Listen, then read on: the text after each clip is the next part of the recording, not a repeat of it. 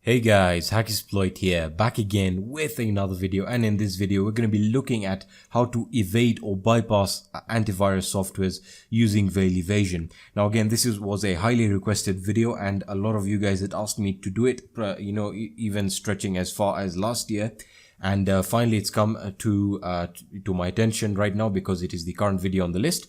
That being said, let's get started. So why is this so important for a penetration tester? Well, essentially what happens is you create an exploit or a payload, and when it's time to send it to the target via whatever means, whether you're using social engineering or you're able to send the payload to the target using an email or whatever means you use, the antivirus software ends up detecting the payload and your attack fails. So again, it is very important to understand how antivirus softwares work and how to evade them. Now, that being said, there isn't a way of going about it that will give you 100% evasion. You might reach 98 or 99% if you're lucky.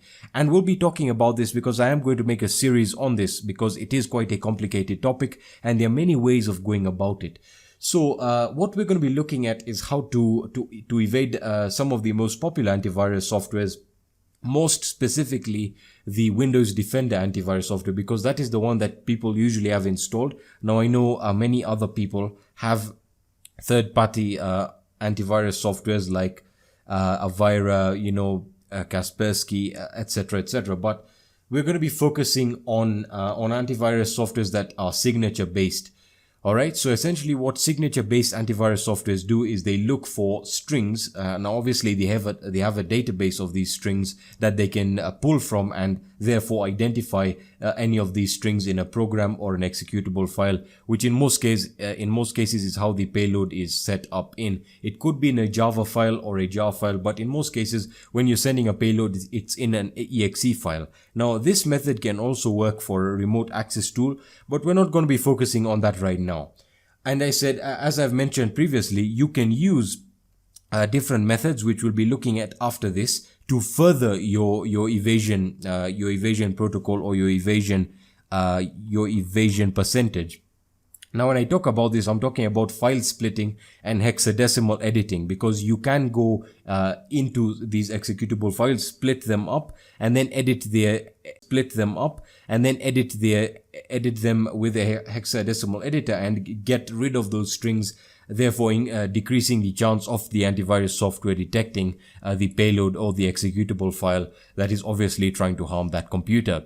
That being said, I am running a Windows 7 virtual machine here. This is going to be our target virtual machine, and obviously my host operating system is Kali Linux. Now, to get veil evasion installed, it doesn't come pre-installed with Kali Linux. You need to just use the aptitude package manager, which can be done by apt-get install veil evasion or veil. I'm not quite sure whether it's veil or veil evasion, but any of those will start downloading it for you. It isn't a big file at all.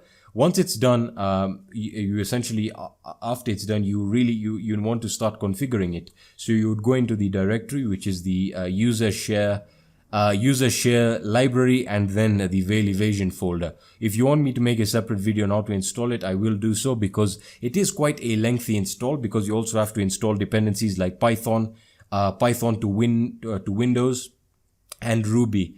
Alright, these are all important prerequisites and files that you will need to convert the Python or the Ruby payloads into an executable file. Alright, so to get veil evasion started, it's really very simple. By the way, after you've installed veil evasion, what you need to do is you need to restart your computer, because if you start it directly after installing it, it does come with a few errors and you might get a little bit worried, but don't worry, just restart your computer and start veil evasion again. So you start it with veil, as you can see, and now it's going to tell you that you have two tools loaded. You have veil evasion and ordnance. We want to use veil evasion, so the syntax is quite simple. It is use, and we're going to select option 1 because we want to use veil evasion. So there we are, we're going to say use 1, and now it's going to give us the veil evasion menu, and it's going to say we have 41 payloads loaded. So we want to list the payloads, or the available payloads. So I'm going to say list, and it's going to display all the payloads we have. Now, this is very interesting because these are all the payloads that you can use and will be converted. Now, if you remember, in one of my earlier videos when we were talking about Python programming and creating hacking tools, we discussed a little bit on low-lying level languages such as C++, Ruby, and Python isn't one of them. For example, you can see that we have a Go. This is Golang, Google's programming language, which is also very low-lying, which means it's very close to a machine language. Now, these programming languages are very hard to detect or are very tricky for antivirus softwares to detect because they are very low-lying level languages. Now, by default, a Python payload like this reverse TCP interpreter, which is what we're going to be using right now, and I'll show you, will evade Windows Defender, but it will not evade antivirus softwares like Avira, Kaspersky, because Python is a very, very high level language, which means it's interacting with the software more, which means again, it's very easy to be triggered or to be detected by the antivirus software.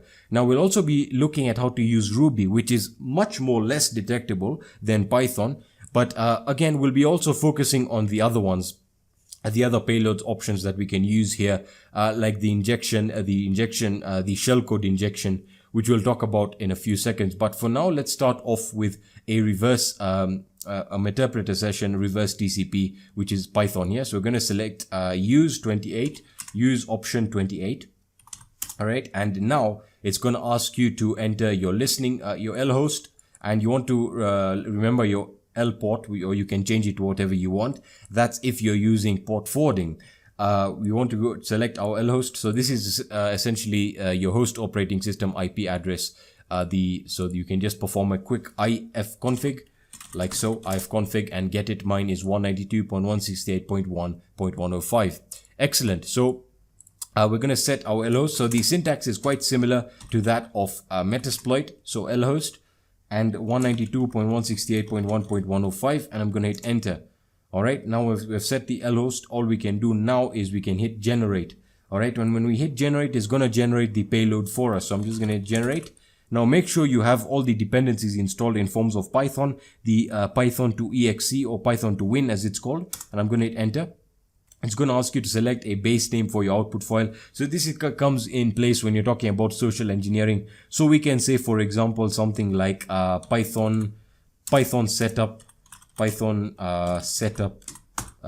say x86, just to make it believable, x86, and we're just going to hit enter. And now we want to use PyInstaller.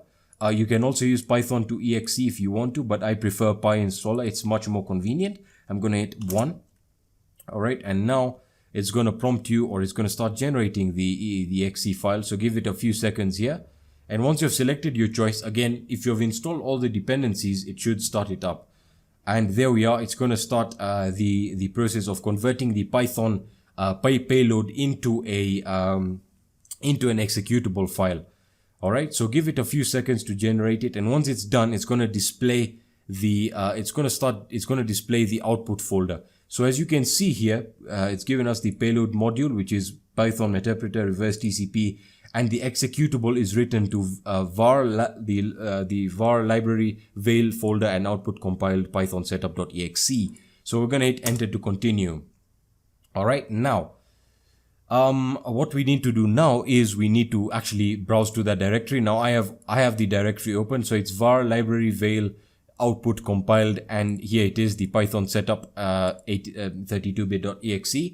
And now we need to copy it over to my Windows operating system here. And to do that, I'm just going to plug in my flash drive. Just give me a few seconds, guys. So I'm just going to plug it in here. There we are. And now what I need to do now is I need to go into my virtual machine and go into my removable devices and silicon. There we are. It is connected. So, whoops, let me just go back a directory. Let me copy this, and I'm going to put it on my flash drive.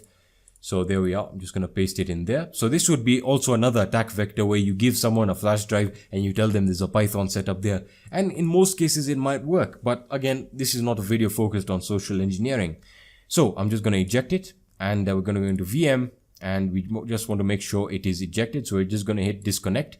And now we need to go into Windows, and we need to go back into VM, removable devices, and we want to go to silicon and connect. And there we are. We're going to hit OK. And for some reason, my mouse always lags when I change my removable devices. There we are. So it should have connected the USB flash drive. Let me just check that. Apologies for my virtual machine being so slow. So there we are. No, I do not want to continue scanning it. I'm going to open the folder and files.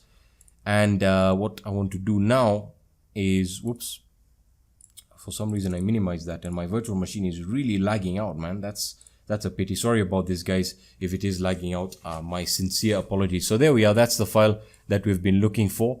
It is the Python setup, and as you can see, it does look legit. So if we copy it into our desktop, you can see that Windows Defender is not going to detect anything. And now we want to set a reverse handler here. So we're going to use Metasploit now. So we're just going to open up another terminal here because we want to perform the listening. So new window, because that is a reverse TCP interpreter session. So I'm going to MSF console. And there we are. We're going to hit MSF console.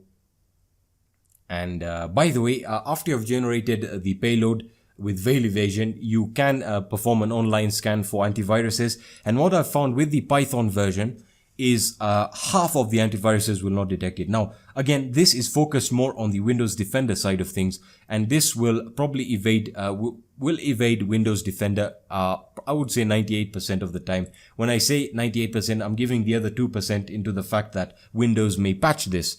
However, you can always use low-lying level languages like Ruby, Golang, or C++, but it's really complicated to generate a payload with C++. And I'll explain that in a later video, as I still have to continue my Python programming tutorials, and I'm also going to start the C++ keylogger tutorials. All right, awesome. So now we want to use the exploit multi-handler,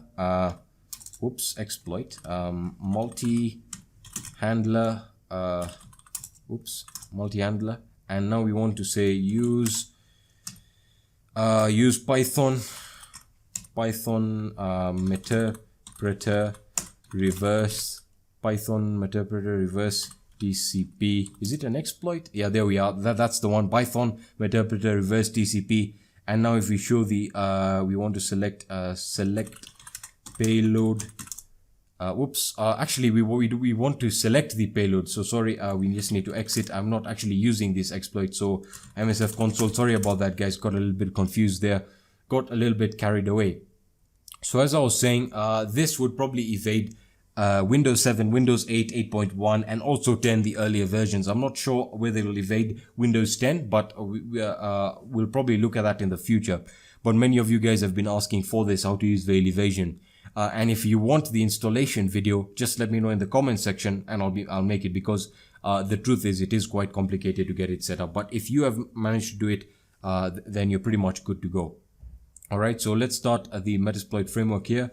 For some reason, my virtual machines are really lagging right now. So again, use exploit the multi-handler, select payload, and we're going to say here the Python interpreter reverse TCP, and I'm going to hit enter. Use payload. Sorry about that. I'm really getting confused today. Use payload. There we are. And once it uses the payload, once we've selected the payload, we then need to just set the L host, which is our current IP address, the host IP address. Failed to load module. Use payload. Well, hold on about this. Set payload. Sorry about that, guys. My apologies. I've got a little bit confused with veil evasion and this, because the commands are slightly different. Now I've been using the command line, but that's no excuse. So I've set the payload. Now we need to set the L host. L host, and the L host is 192.168.1.105. So this is your host operating system or Kali Linux or IP address. So I'm going to hit enter, and we've set the L host, and now we're just going to hit run. All right, and it started the reverse TCP handler. And now what we need to do is we need to run this application. So I'm just going to run it, and it'll probably tell us that it stopped working. For some reason my Windows has crashed here, for some reason. Oh, there we are. they'll launch give it administrator privileges, and there you are, Meterpreter session opened, and Windows was not able to detect anything, and the program was able to evade Windows Defender. So you can see it definitely works, and you can go ahead and use the Meterpreter session if you want to. Now, when we're talking about the other ways of using veil evasion, and I'm probably just going to end the video here because I want to cover file splitting and hexadecimal editing in the next video, which will come shortly after this one. But if you want to use veil evasion, what I would recommend is to go through the other options that it does provide you with. And you might be asking, what am I talking about? Well, I'm talking about the payloads that you can use. So if I go back to list here, you can see that I have the Ruby Meterpreters here, which sorry about that if you can hear a dog barking in the background. I apologize for that.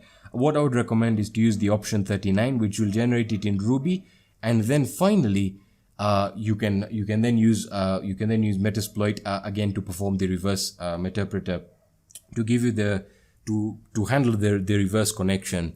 All right. That being said, you can perform different scans on these on the payloads or the executable files that you generate. But you can see that with veil evasion, it is all dependent on payloads. Now, in the next set of videos in this series, where we're talking about antivirus evasion, I'm going to be talking about file splitting, which really works. To your surprise, you don't need to change anything about the file. You split the files and then you edit the strings with a hexadecimal editor.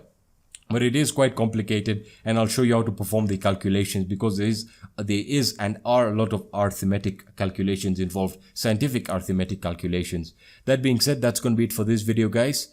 The SS7 video is scheduled to be out tonight, latest tomorrow morning, but it should be out on the website, so just stay tuned for that. I will be posting updates on Twitter as to when it will be uploaded. That being said, guys, if you found value in this video, please leave a like down below. If you have any questions or suggestions, let me know in the comment section or on my social networks, and I'll be seeing you in the next video. Peace, guys.